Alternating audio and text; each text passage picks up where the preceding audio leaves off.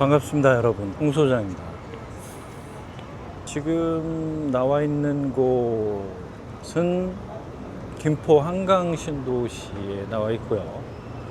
보이는 곳 정말 사람 많네요. 그죠? 많죠? 나와 있는 곳이 김포 한강 신도시의 구례지구에 지금 나와 있습니다. 구례지구는 뭐 개발 초기의 이야기죠. 김포 한강이 이제 크게 개발할 때는 세 개를 내걸었습니다. 운양지구, 초입이, 서울에서 초입이죠. 서울에서 초입이 운양지구, 그 다음에 중간이 이제 장기지구, 그 다음에 마지막이 구례지구 이렇게 돼 있고요. 뭐 조성된 지가 상당히 오래됐기 때문에 이제 운양동, 장기동, 구례동 이렇게 순수하게 이제 동으로 지구가 바뀌게 되죠. 김포 한강은 엽기 모양으로 생겨 있습니다. 가운데가 이제 오목하게 들어가 있어. 양쪽에 산지형이 있어서 오목하게 들어가 있는데 많은 변화들이 좀 있었습니다. 그동안에. 요 보이시는 게 이제 여기 이렇게 딱 많은 분들이 지금 다니고 있지 않습니까? 여기가 이제 김포 신도시에서 가장 번화한 상권을 자랑하죠. 구례동이 아무래도 가장 놀만한, 그 다음에 가장 즐길만한, 그 다음에 가장 편의시설이 많은 곳입니다. 그러다 보니까 김포에서 웬만하면 다 이쪽으로 모이게 됩니다. 여기 제가 이제 그동안에 보면은 뭐 변화 중에 어떤 변화가 있냐면, 여기 보시면 이렇게 사람들이 쭉 벤치에 앉아 있잖아요. 이렇게 벤치에 쭉 앉아 있죠. 이렇게 여기가 원래 물길이에요. 물 작은 수로가 쭉 있던 길이고, 거길 메워서, 메운 거 보이시죠? 이렇게 메운 거 보이시죠? 철제로.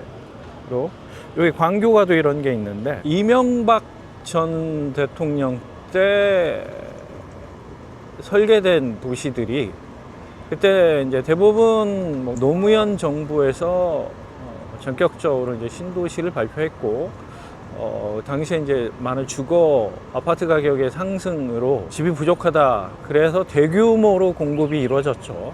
그 2기 신도시 이제 발표하는 날 제 기억에 기자들하고 이제 그 당시 국토부 장관이 뭐 식사하는 자리에서 뭐 그걸 비보도 전제로 얘기했는데, 그게 그 다음날 대대적으로 신문에 나왔고, 그러면서 집값이 아마 서울 집값이 동시에 2억이 뛰었을 겁니다. 저는 이해가 안 됐어요.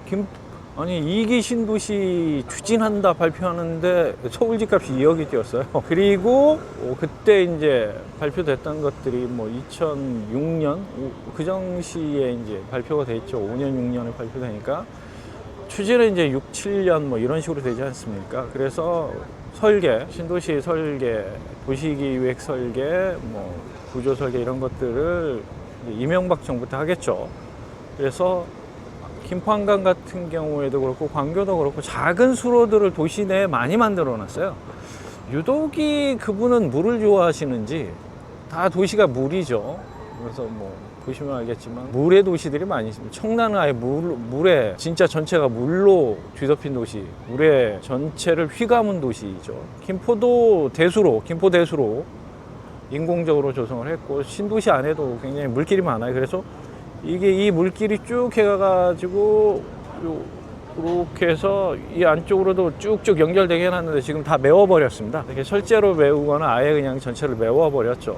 작은 수로가 어떻게 보면은 뭐 괜찮을 것 같지만 굉장히 불편하고 지저분하고 관리 안 되고 하니까, 차라리 이렇게 많은 분들이 이용하는 상권으로 전체를 평탄화 작업을 했고, 그래서 오히려 더 많은 사람들이 모이고 그 공간의 통행에 불편함이 없도록 하는 거죠. 오히려 이게 더 긍정적인 것들. 그래서 뭐 어떤 형태가 들어가느냐는 뭐 그때그때 다른 것 같고, 도시마다 좀 다른 것 같습니다. 그러다 보니까 조금 상권도 부침도 있었고 하긴 한데, 지금은 많이 정착을 했죠. 제가 지금 올라와 있는 곳이 지하철역, 김포경전철 구례역 입구 위에, 구조물 위에 올라와 있거든요. 잠깐 보자면 요게 이제 오랜 시간 공실이었다가 카페들이 들어왔거든요. 근데 카페가 나가고 지금 김포시청 여권과가 여기 들어와 있어요. 야, 이게 왜 생뚱맞게 상권 한가운데 여권과를 여기다 집어넣는지 잘 모르겠어요. 뭐 대민에 밀접하게 근거리에서 대민 봉사를 하기 위해서 왜 그러냐면 이제 김포시청이 멀리 있지 않습니까? 원도심에 있거든요. 그래서 사후지구 그쪽에 원도심에 있기 때문에 아무래도 좀 이 신도시 원도심 쪽에서는 가까워도 신도시는 불편하니까 요즘 워낙 해외여행이 일상화돼 있고 그러다 보니까 이런 여권가를 신도시 안에 이제 둠으로써 주민 편익, 행정 편익, 주민 봉사 차원에서 이런 거 있는 것 같습니다. 김포 한강 신도시는 제가 정기적으로 상가도 가지고 있는 데다가 워낙 이 구례지구가 왜 유명하냐면 상가들이 너무 많아요. 보시는 것처럼 휘황찬란하지 않습니까? 상가들이 정말 홍수 바다를 이루는 곳입니다. 그러다 보니까 이런 신도시 안에 이렇게 많은 상가들이 어떤 식으로 살 길을 찾아가는가, 상권의 안착, 발전, 성장, 아니면 퇴보, 쇠락, 이런 것들에 어떤 행보를 할 것인가를 굉장히 유의 깊게 관찰하는 상권 중에 하나거든요.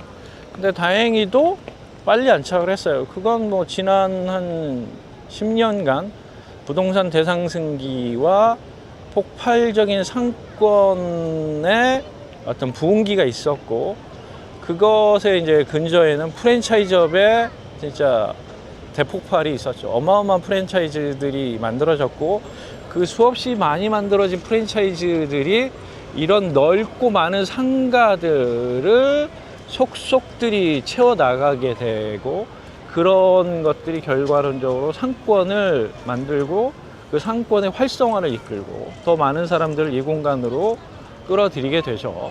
그래서 구례 굉장히 우려했고 걱정스럽게 바라봤던 곳인데, 물론 경매가 아예 없지는 않고 빈도 있게 꾸준하게 이어지고는 있으나 생각했던 것보다 초창기보다는 많이 나오진 않고 있습니다. 불경기이기 때문에 요즘도 고금리의 불경기 이런 것들이 겹쳐지면서 경매가 없을 수는 없는데, 전체 상권의 규모에 비하면 그렇게 많은 것들은 아닌 것 같아요.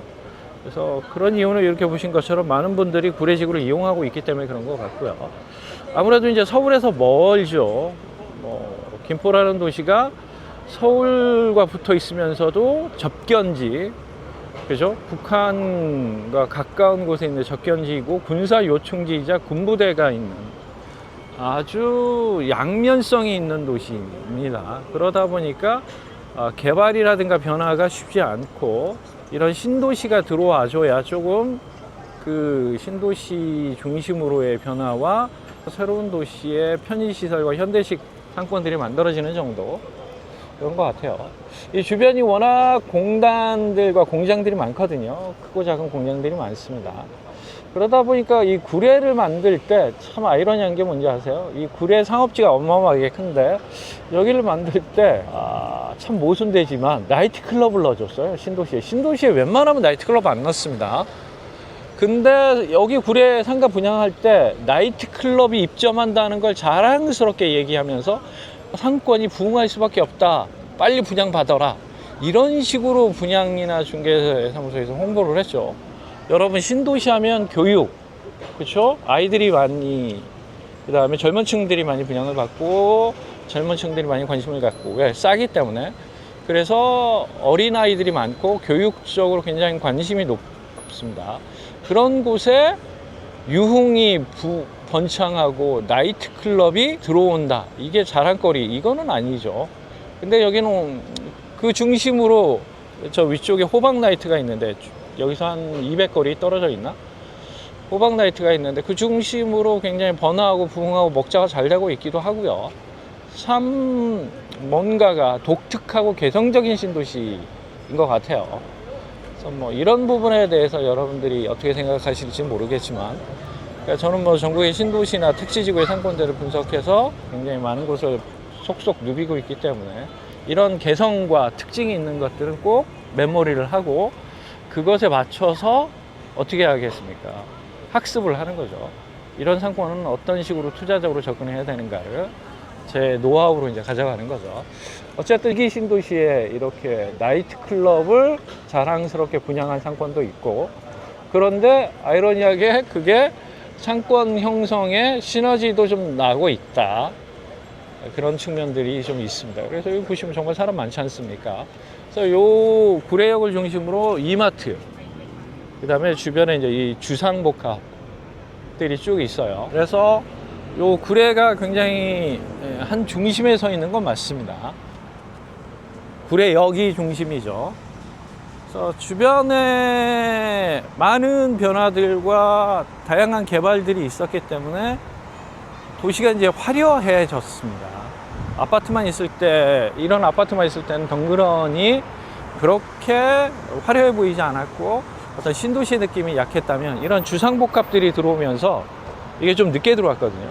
그렇죠? 이런 유럽풍, 보시면 알겠지만, 그렇죠? 이런 유럽풍의 주상복합들이 들어옴으로써 전체적인 화려함과 신도시 다음에 한 축을 담당하죠. 그 다음에 구례역 중심으로 이렇게 버스 환승, 주변에 이제 원도심, 그 로컬 도시로 연결되는 많은, 여기 경전철이니까 내려서 서울로 오기도 하지만 서울에서 이쪽으로 와서 여기서 이제 주변으로 흩어지는 거죠. 뭐 김포는 300만 평이 넘습니다. 그게 작은 도시는 절대 아니고요. 잠깐만 설명하자면 쇼핑이 좀 부족해요. 이 이마트가 유일합니다. 300만 평 규모의 쇼핑 공간은 마트밖에 안 넣었다. 이런 대형 마트밖에 안 넣었다. 이거는 구성과 기획이 잘못된 거죠. 그러니까 예를 들자면 이런 주상복합 자리들에, 양쪽으로 마주보고 주상복합이 있지 않습니까? 이런 자리들에 뭘 해야 되냐면 쇼핑 공간을 조금 더 신경 썼어야 되는데, 이 주상복합의 쇼핑으로 그것이 대체된다고 믿었던 것 같아요. 그건 판단착오이죠. 이런 주상복합형의 쇼핑 공간은 뭐 기존의 상가들과 상권들과 크게 다르지 않습니다. 차별화가 안 되고, 뭐 멋지게 하남 미사에 있는 것처럼, 아니면 판교에 있는 것처럼, 아비뉴 프랑 같은 것들, 그 하남 미사에 있는 그랑파사주 같이 정말 규모 있는 쇼핑몰이면 몰라도 이런 식의 주상복합의 부대시설의 상가들은 제가 보기에는 별반 차이가 없습니다. 기존의 단지 내 상가에서 좀 더 규모, 그 다음에 업종의 다양성만 가지고 있지, 예를 들면 백화점이라든가 큰 규모 있는 쇼핑몰과는 확연하게 차이가 있죠. 그런 것들이 이제 이게 마트밖에 없다 보니까 나중에 문제가 발생하는 게 뭐냐면, 제가 깔고 앉은 게 지금 구례역이라고 했잖아요. 제 아래가 구례역이에요. 그러니까 이렇게 김포공항으로 연결되는 구례역이 금방 가지 않습니까? 그러면 이제 김포공항에 롯데가 있어요. 롯데백화점 굉장히 큽니다. 그래서 이용할 만해요. 그런 공간으로 여기서 한 30분이면 가니까, 물론 기존에는 뭐 현대아울렛도 있고 해서 그쪽을 많이 이용했고요. 거긴 운하에 멋지게 이제 조화롭게 현대아울렛이 있어서 그쪽을 많이 이용했다 그러면, 이제 경전철을 통해서 롯데백화점 쇼핑몰을 가죠. 그 다음에 요게 이제 김포로 연결됨으로써 어디를 갈 수 있어? 홍대를 갈 수가 있죠. 여기 있는 젊은 친구들이 기존에는 광역버스를 이용해서 홍대로 갔다면, 이제 이런 경전철을 이용해서 빠르고 스피드 있게 좀 더 부담 없이 홍대로 접근할 수 있게 됨으로써 젊은 친구들은 이제 좀 더 홍대로 빠져나가는, 유출의 부작용들이 이 상권의 문제점으로 드러나게 돼 있죠. 그래서 내부에 필요한 쇼핑 공간, 내부에 사람들이 이용할 만한 다양한 편의시설 공간들이 좀 있어줘야 됩니다. 근데 아쉽게도 대수로 운하, 여기 배 띄우려고 그랬거든요. 실제로 막 그 라베니체 그 공간 막 깊이 6m 이상, 폭 12m, 처음에 이렇게 기획이 됐었어요. 그게 이제 이명박 정부가 물러나면서 너무 조성비가 많이 드니까 그걸 대폭 축소해 버렸죠. 깊이 뭐 2m인가? 그리고 폭도 되게 6m 이런 식으로. 그러다 보니까 이것도 저것도 아니고 관리비는 많이 들고 도시를 단절시켜 놓았고, 그러다 보니까 오랜 시간 김포 대수로, 그래서 주변 공간의 상권으로 라베니시를 해놨는데 걱정스럽죠. 그거는 철저하게 실패자, 잘못 기획돼 있고 잘못된 접근이었죠. 어쨌든 김포 신도시는 면적과 규모에 비해서 편의시설이 많이 부족합니다. 그러니까 단순히 서울시에 있는 주거 문제 해결의 어떤 한 패턴을 닮은, 그러니까 전형적으로 서울 외곽의 신도시들, 택지지구들이 서울의 집값 상승 때마다 발표하지 않습니까? 택지지구, 신도시. 그래서 집값 안정화를 꾀한다. 그래서 다른 편의시설들까지 염두에 두지 않고, 물론 뭐 20년 가까운 시기에 구성되고 기획됐기 때문에 부족할 수 있을 것 같지만, 다른 곳에 비해서 김포 신도시는 유독이 조금 그런 측면이 있는 것 같아요. 여기 호수가 저 뒤에 가보면 호수가 있거든요. 여기 보시면 저쪽에 저기 보이시는 게 저기 굴뚝 같은데, 뭐 저기가 호수가 있어요. 뭐 그렇게 규모가 크지는 않지만 여기는 호수도 부족해요. 물론 한강을 끼고 있기 때문에 물의 도시이기 때문에 호수가 필요 없고, 근데 정작 한강에 조망은 가능한 아파트들이 있지만 한강 주변으로 운양지구, 운양동에 넓게 막 생태공원 크게 있거든요. 그러니까 그쪽에 가야 좀 이용할 수 있을 정도지, 도시 전체가 그곳의 접근성이라든가 이용하기에는 한계와 문제점이 좀 있죠, 거리상. 그래서 김포는 제가 보기에는 조금 구성 기획이 조금 부족하고 아쉬운 점이 많은 도시인 것 같아요.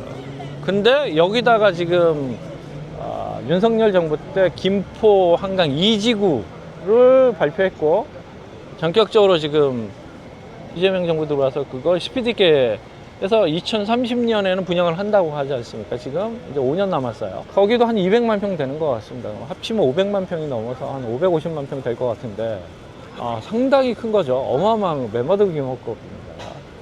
다행인 건 뭐 그런 규모 있는 도시를 하나 더 붙이면서 200만 평짜리를 여기 취약한 교통 문제를 해결하기 위한 5호선 뭐 연결, 이런 이야기들이 나오고 있긴 한데, 어쨌든 여기 집값이 한동안 좀 오르나 싶더니 아쉽게도 다주택자에 대한 규제나 중과세가 있어서 그런지 여기 막 7, 8억, 8, 9억씩 가고 그랬거든요. 지금 근데 경매로 낙찰되는 거 얼마인지 아세요? 4억대예요, 4억대.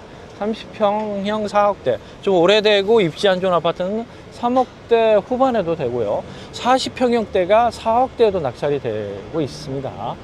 그래서 내 집이 없는 분들이 저렴하게 신도시에 살고 싶으시면 뭐 김포도 전 나쁘지 않다고 봅니다.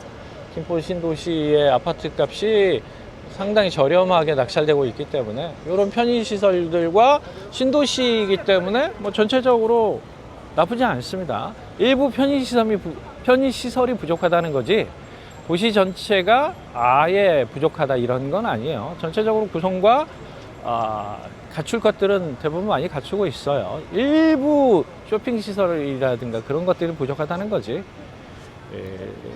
오해 없으시길 바랍니다. 여기 또 지산도 되게 많아요.